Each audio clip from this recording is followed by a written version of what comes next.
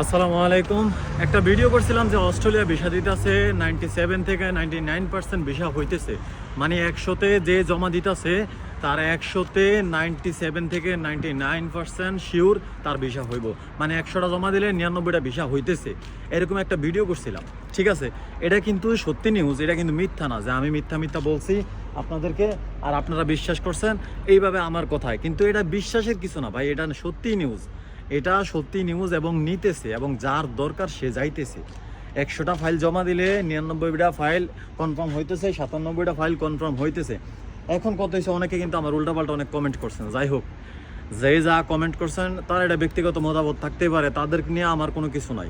কিন্তু আপনি দালাল ছাড়াই অস্ট্রেলিয়া যাইতে পারবেন, দালাল ছাড়া অস্ট্রেলিয়া যাইতে পারবেন। এখন অনেকে উল্টাপাল্টা কমেন্ট করছেন, আবার দেখছি যে এক অস্ট্রেলিয়ান ভাইও নাকি অস্ট্রেলিয়াতে বহু বছর ধরে আছে, হ্যাঁ কইতাছে এইসব কিছু বিশ্বাস করেন না ভাই। আমারে বিশ্বাস করে তো আমার 2 টাকা লাভ হইতেছে না, বা আমি ফাইল জমা নিতেছি না। আমি জমা নিতেছি যে আমারে বিশ্বাস করতেছেন, আপনি ফাইল আমার কাছে জমা দিতেছেন, আমি আপনার টাকা মাইরা দিব, এরকম কিছু না।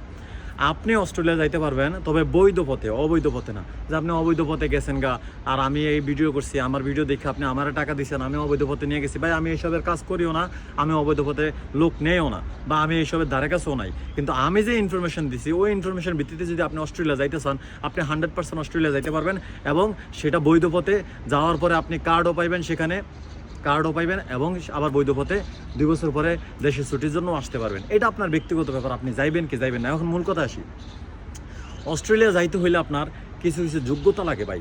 যারে তারে দূরে তো আর অস্ট্রেলিয়া নেয় না, অস্ট্রেলিয়া যাইতে যোগ্যতা লাগে।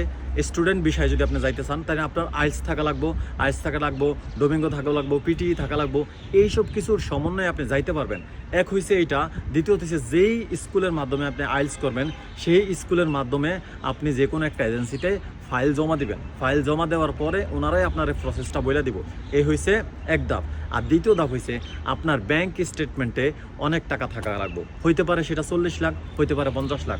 যেমন কানাডার জন্য 50 লাখ লাগে, আপনার ওইখান থেকে 40 লাখ লাগে। তবে হ্যাঁ, কানাডা মানুষ যায়, যেমন আমাদের এইখান থেকে আমারই এক ছোটো ভাই গেছে মাত্র 12 লাখ টাকা খরচ করে। তার নিচে তার খুবই একদম ক্লোজ সৌদি, সে সৌদির আন্ডারে কাজ করতো, তার মেয়ের জামাইরা থাকো কানাডাতে।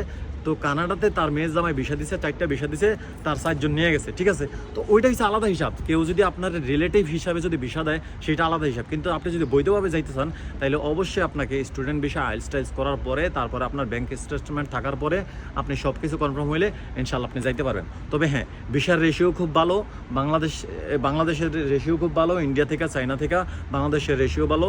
97 থেকে 99% ভিসা কাস্টিং হয়ে যাইতেছে।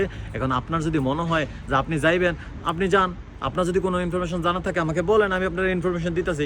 কিন্তু উল্টাপাল্টা কমেন্ট করবেন বা উল্টাপাল্টা ভাবে আরেকজনের বিভ্রান্ত করবেন, এইরকম করিয়েন না ভাই। আমি কোনো ভুল তথ্য দিতেছি না, যেটা তথ্য দিতেছি সঠিক দিতেছি। আপনার যদি ইনফরমেশন জানা থাকে জানেন, ইনফরমেশন জানা না থাকলে চুপ করে থাকেন। আমি তো কারো কাছ থেকে টাকা নিতেছি না, আমি তো ফাইল জমা নিতেছি না যে আমি আপনার সাথে দালালি করবো বা 2 নাম্বারই করবো। ঠিক আছে, ভালো থাকবেন।